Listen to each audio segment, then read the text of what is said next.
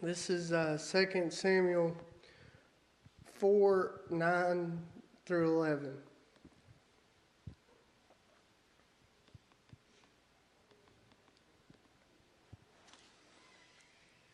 And David answered Rachab and Baanah his brother, sons of Rimmon the Beerite, and said unto them, As the Lord liveth, who hath redeemed my soul out of all adversary.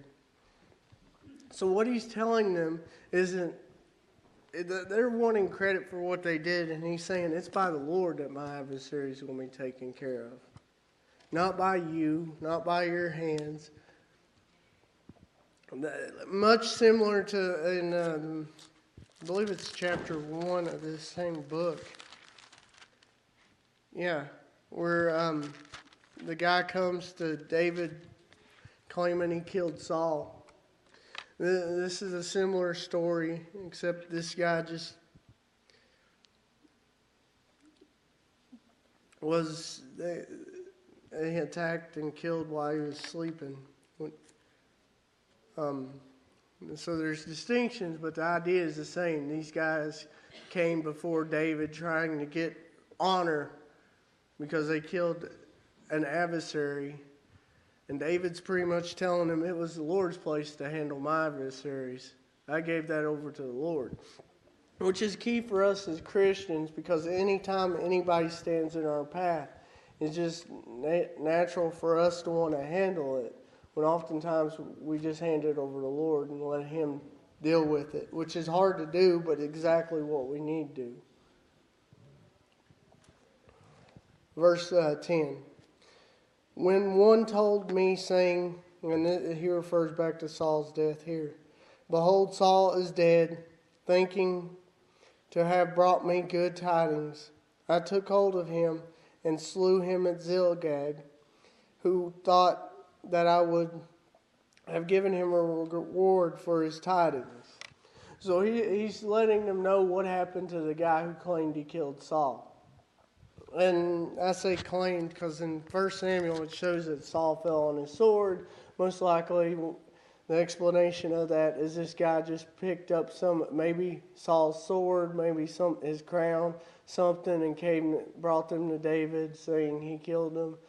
So this is most likely what happened, and most guys that study the Bible think that this guy just picked up stuff off Saul's dead body to bring him to David to prove that he was dead.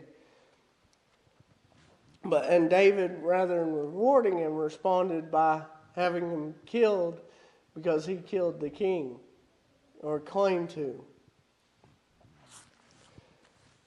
And David don't react as a natural person would, because he's seeking the Lord. He's trying to act in a way the Lord would want him to, rather than the way man would. Because normal man, and maybe even his own advisors, would advise him, well, if they helped you get rid of your enemy, you reward that person because they're an ally. But David always trusted these things to the Lord. And when we walk after God, that's exactly what we need to do. To trust certain things, the handling of our adversaries, Him letting us get to the places we need to. Just give them things to the Lord. David was promised to be king years before Saul died. And David had opportunity to put death to Saul. But he knew it was to happen in the Lord's time. You know, there's all different things we're all called to do. And God don't want us to break down that door trying to get there, because then we're going to fall. He wants to open the door for us and guide us into it. And David took that as king and decided he was going to wait till the Lord gave him opportunity. And at this point, I'm sure David is so confident in what the Lord's doing that anybody who even at this point may stand against him, he ain't even worried about. He's more focused on doing what the Lord is having him do than worry about anybody that may stand against him. Because at this point, he is king. And I believe David, being a man after God, was more focused on doing his role that God gave him as king than worrying about anybody that could stand against it. Because God's already been dealing with that on David's account. And we got to have that same mind frame. In verse 11, how much more when wicked men have slain righteous person in his own house? He's referring to what they did. Upon his bed. Shall I not therefore now require his blood of your hand? Take away and take you away from the earth. So at this point, he's making clear, you're not getting rewarded for this. You're going to be punished. He's like, at this, how David received this word of what happened exactly. They may have told him out of their confidence that they'd be rewarded. He may have heard the rest of the story from other people, and they just told him their part. It ain't real clear how in Scripture how he exactly heard that they killed him while he was sleeping. But either way, David knows that this wasn't an act of